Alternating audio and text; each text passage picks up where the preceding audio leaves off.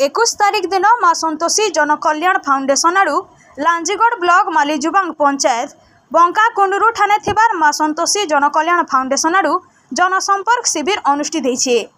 प्रकल्प संयोजक श्री चित्तरंजन नंदकर निर्देश क्रमे अनुष्ठित कार्यक्रम के पूर्वतन सरपंच भीमसेन साहू उद्घाटन करथिले। ई अवसर ने 6टा पंचायत 12टा गाँव 45 जन शिक्षार्थी माने उपस्थित थिले। आउ VBD संजय दास शिक्षार्थी मानकु मैलेरी उपरे बुझेइथिले।